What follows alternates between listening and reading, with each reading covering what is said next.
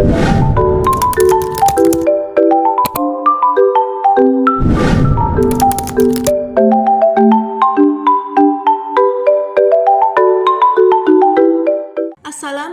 warahmatullahi wabarakatuh. Halo teman-teman, selamat datang di podcast kelompok 8. Hari ini kita akan membahas topik yang cukup sensitif dan sedang ramai diperbincangkan, yaitu LGBT dalam HAM. Perkenalkan, saya Atskia, bisa dipanggil Kia. Dan kali ini saya tidak sendiri. Telah hadir dua teman saya, yaitu Ade dan Cia. Gimana kabar kalian?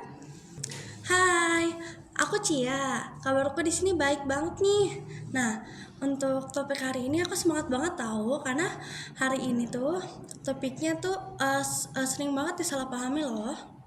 Halo semua, kenalin aku Ade dan kabarku juga hari ini baik banget.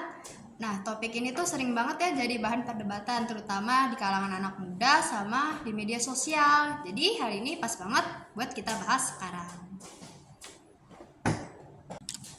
Iya, bahkan di platform media sosial manapun kita sudah sering melihat bahwa banyak orang yang mendukung LGBT ini. Mereka sih biasanya nyebutnya ya toleransi atau kadang-kadang HAM gitu. Bahkan ada yang bilang kalau enggak mendukung LGBT itu berarti mereka melanggar HAM, tapi emang benar kayak gitu. Nah, yang menarik nih, kalau kita belah secara global, memang negara-negara barat mendorong LGBT sebagai bagian dari hak individu mereka sendiri. Bahkan di beberapa negara pun mereka sudah ada yang melegalkan nikah sesama jenis tahu. Oh begitu. Nah, tapi yang harus kita sadari, HAM itu bukan konsep mutlak dan bebas nilai. Di Indonesia sendiri, HAM itu dibaluri dengan nilai-nilai Pancasila dan juga agama loh. Oke, bener banget nih. Kadang kita terlalu mengikuti arus global, padahal Indonesia sih memiliki karakternya sendiri, ya nggak sih? Benar, ya kan? Nah, terus dasar kenegaraan kita kan Tuhan yang Maha Esa ya.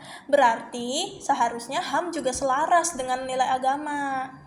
Bener banget nih, dan di Islam nih juga punya posisi yang jelas banget tentang LGBT. Kalian ingat gak sih tentang kisahnya Nabi Lut? Nah, itu tuh yang tentang homoseksual gitu kan, apa sih namanya ya? Tentang pengikutnya yang homo gitu. Di dalam Al-Quran juga dijelasin di surat Al-A'raf ayat 80-81 yang berbunyi, dan ingatlah kisah Lut. Ketika dia berkata kepada kaumnya, mengapa kamu mengerjakan perbuatan keji itu yang belum pernah dikerjakan oleh seseorang pun di dunia ini sebelummu? Sesungguhnya kamu mendatangi laki itu untuk memuaskan nafsumu, bukan kepada perempuan. Sungguh kamu adalah kaum yang melampaui batas. Oke. Dan kalau kita boleh jujur, LGBT ini bukan sekadar urusan pribadi loh. Ada dampak sosial jangka panjang yang harus dipikirin. Misalnya seperti menurunnya minat pernikahan konvensional, rusaknya struktur keluarga, meningkatnya penyakit menular seksual seperti HIV dan AIDS, dan yang terakhir yaitu keracunan identitas gender di generasi muda. Oh begitu. Jadi bukan cuma hak individu ya, tapi juga soal ketertiban sosial dan masa depan masyarakat gitu ya. Ya, di Islam juga mengatur ini semua bukan tentang membatasi gitu, tapi justru untuk melindungi. Allah juga menciptakan manusia secara berpasang-pasangan.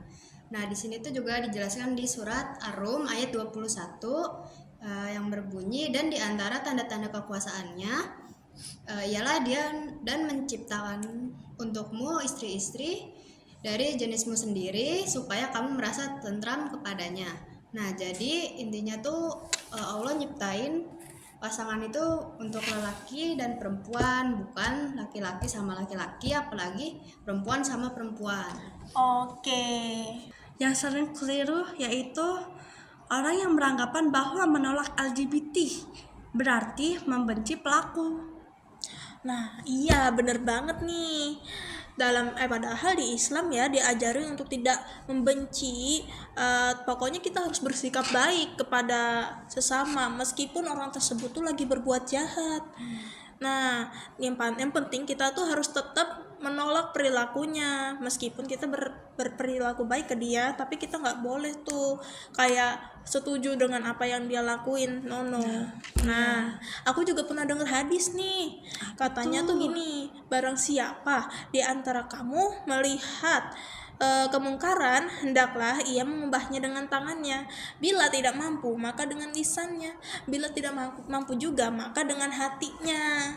Nah, dan itulah selemah-lemahnya iman. Hadis riwayat Muslim.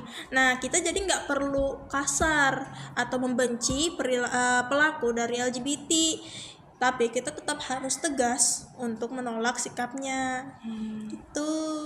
Dan penting juga buat kita sebagai pemuda-pemudi muslim untuk belajar memilah mana yang disebut toleransi dan mana yang melewati batas.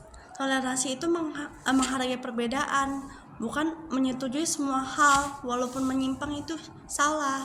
Oh gitu. Oke. Dan sebagai mahasiswa nih, nah kita kan punya peran yang sangat penting gitu sebagai generasi intelektual. Nah, jangan sampai kita justru diam dan menyebarkan ajaran-ajaran sesat yang kayak LGBT itu keren. No, jangan kayak gitu.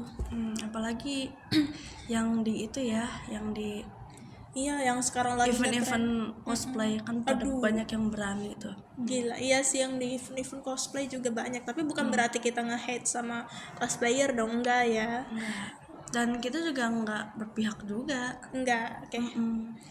Oh iya, sama kalau nggak salah awal Juni ini itu lagi Pride Month, iya. Itu orang-orang lagi ngeglobalisasi LGBT. Kita sebaiknya tidak mendukung, Tidak menghiraukan aja sih. iya, kita cukup kayak tidak mendukung, tapi jangan sampai kita menjahati orang yang LGBT. Cukup kayak tidak menyetujui sikapnya saja.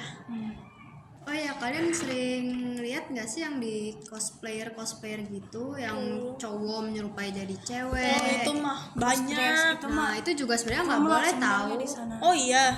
Kayak cowok nih harusnya udah cowok aja, jadi jangan Oh. berubah jadi cewek menyerupai cewek. Bahkan kan sering ada yang penampilannya itu banget ya, berlebihan Oh kayak iya pakai ini gitu. Oh iya, kayak padahal ya untuk sekedar cosplay pun nggak boleh ya. Nggak boleh banget. Oh, Islam gitu. tuh nggak boleh menyerupai cewek, dan gitu juga kebalikannya, cewek nggak boleh menyerupai cowok. Oh, I see. Oke. Begitu. Nah, kalau ada yang bilang LGBT itu bawaan dari lahir, itu juga Salah. I see. enggak banget ya. Kita harus jawab dengan bijak. Nah, I terus see. Islam tuh juga nggak mengingkari bahwa seseorang bisa memiliki kecenderungan tertentu. Nah, tapi agama ini menekankan bahwa kita punya akal dan pilihan. Nah, dosa itu juga karena merasa, tapi karena Bukan karena bukan karena merasa, tapi karena bertindak. I Jadi see. kita harus bertindak sesuai dengan ketentuan Kodrat. agama. Jadi jangan menyimpang gitu ya. Oke. Setuju banget. Kita semua punya potensi untuk tergoda hal-hal buruk, tapi itu bukan pembenaran untuk mengikuti hawa nafsu. So kesimpulannya LGBT adalah isu yang harus dilihat secara menyeluruh. Bukan cuman dari HAM versi barat, tapi juga dari nilai agamanya, budayanya, dan dampak pada masyarakatnya. Gitu. Nah, Islam juga melarang LGBT bukan karena kebencian, tapi karena sayang Allah. Tapi karena Allah sayang umatnya sebagai dunia dan akhirat. Oke. Kita harus tetap punya empati dan pendekatan yang lembut, tapi jangan pernah takut menyuarakan kebenaran. Oke, terima kasih banyak ya Cia dan Ade. Pembahasan hari ini itu Semoga bisa dijadikan bahan renungan ya, terutama buat generasi muda. Kita tutup dengan pesan bijak. Oke. Mari mencintai bukan berarti mari mencintai sesama bukan berarti membenarkan semua perilaku. Kebenaran tetaplah kebenaran meski tidak populer. Sampai jumpa di episode selanjutnya. Oke. Terima kasih buat Cia sama Ade yang udah menyempatkan waktunya untuk mendiskusikan LGBT di hari ini. Semoga selalu sehat ya, semoga dalam lindungan Allah, dan semoga tidak terjerumus ke hal-hal yang seperti itu. Amin. Kamu juga ya, makasih banyak. Siap. Iya, Iya, siap. Makasih juga teman-teman. Oke, kita tutup dengan kata-kata bijak. Kata-kata hari ini. Mencintai sesama bukan berarti membenarkan semua perilaku. Kebenaran tetaplah kebenaran meskipun tidak populer. Oke. Sampai jumpa di episode selanjutnya. Mohon maaf bila ada salah kata. Wassalamualaikum warahmatullahi wabarakatuh. Bye bye.